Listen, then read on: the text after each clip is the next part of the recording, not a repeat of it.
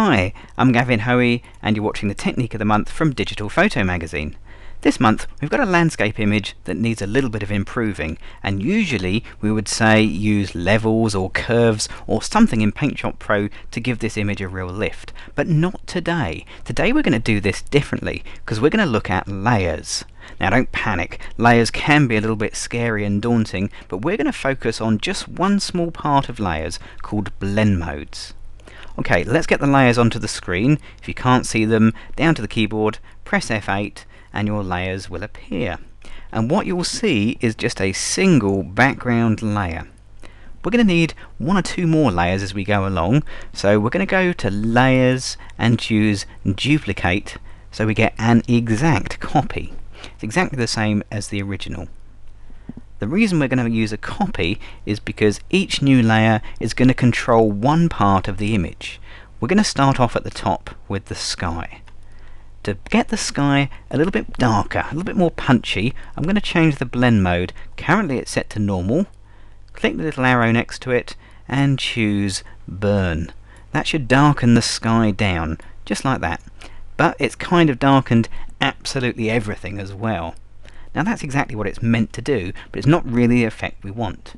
So because we're working on layers, we can grab the eraser tool and just erase away the bits that don't work. Trouble is, PaintShop Pro's eraser tool is very good when it's got small areas to do, but erasing this huge area can be a little bit slow. So there is a quicker and easier method, and that's to make a selection. So come up to the selection tool and choose the freehand selection. Let's draw around the bits we want to get rid of. So we'll go around the edge of the cliffs like so, and just roughly around the whole outside of the picture. Oh, missed a bit. I'll come back for that one in a second. Like that. And that should make a selection. Then all we need to do is go to Edit and Clear. Everything that's inside the selection will be deleted. And we can get rid of the selections, select none, and just tidy it up with the eraser tool. So rather than having to erase large areas, you're using the tool on a smaller area and just using it just to tidy it up. And that seems to work better with the eraser tool. There we go, that's pretty good. So we've now got our new darker sky, which you can see on the layers. Here it is. We turn it off. That was our first sky, and we've now got a darker version. But our landscape at the bottom, our foreground, remains exactly the same. I think we better do something with that foreground, so let's make another copy. Come back to your layers and click the background layer, the one at the bottom, and we'll duplicate it again, Layers and Duplicate. This time we'll change the blend mode away from normal and onto overlay. Now the overlay blend mode gives your image an increase in contrast and a boost in colour as well. Again, it does it all over the image, so the sky has now become lighter and the cliffs have gone darker. Neither of an effect is what I really wanted. So once again we'll get the lasso tool, the freehand lasso tool, and we'll just draw around the edge of the cliffs here. Let's go down the underside and around the outside like that. And that should make another selection. We'll throw away those bits, Edit and Clear. Selections, select none, and once again we'll just tidy that up with the eraser tool. We'll just run it along the bottom of our selection that we made earlier, just so there's no harsh edges and you can't see the joins. Okay, that's looking much better, but I would also like to just brighten up these rocks a wee bit, where they've gone just a little bit too dark now. Well, we can do that with layers as well. So back to the layers, working on the background layer, we'll make another copy, Layers and Duplicate. This time to brighten an image up, change the blend mode from normal and choose Screen. Now the Screen blend mode will always make your pictures brighter, which it certainly has done. Of course we've lost all the detail in the sky, and it's perhaps just a little bit bright down here now for me as well. So back with the freehand lasso. This time I'm going to draw around the bits I want to keep.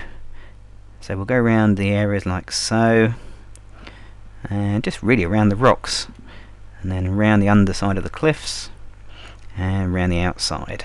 Where are we? There, I'm back to the start. That's it. So those are the bits we want to keep.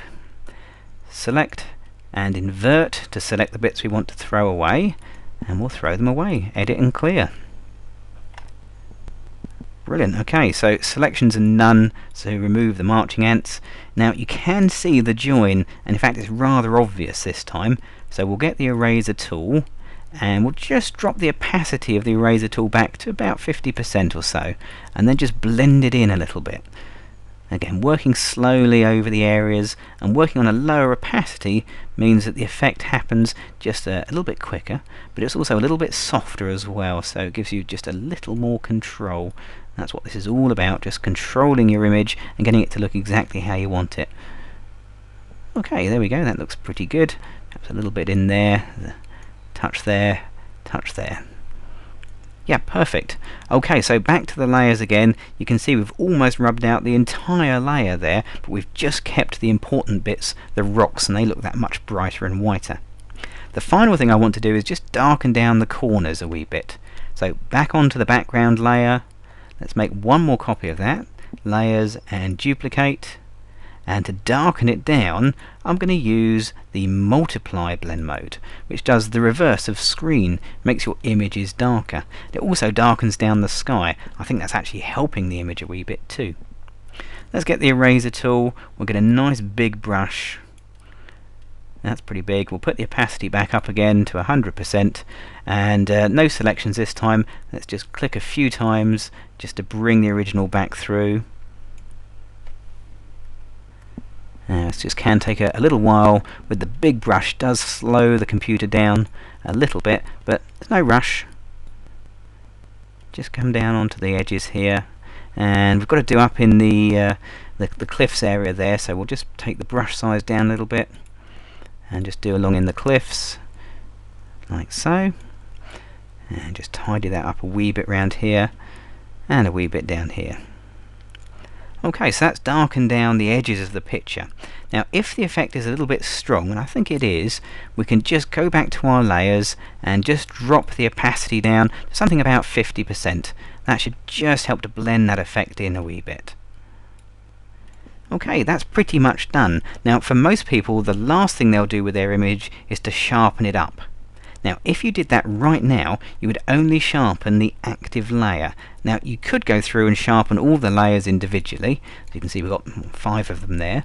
Or you could flatten all these layers down into one. So come up to layers, choose merge, merge all, and that'll flatten the 5 layers down into one single one. And now you can go for adjust, sharpness, unsharp mask, and just apply the unsharp mask to the whole picture, rather than having to do this 5 times over, once on each layer. Okay, so there we go. There's our new and improved landscape image that's got loads of drama and is a huge improvement on our starting picture.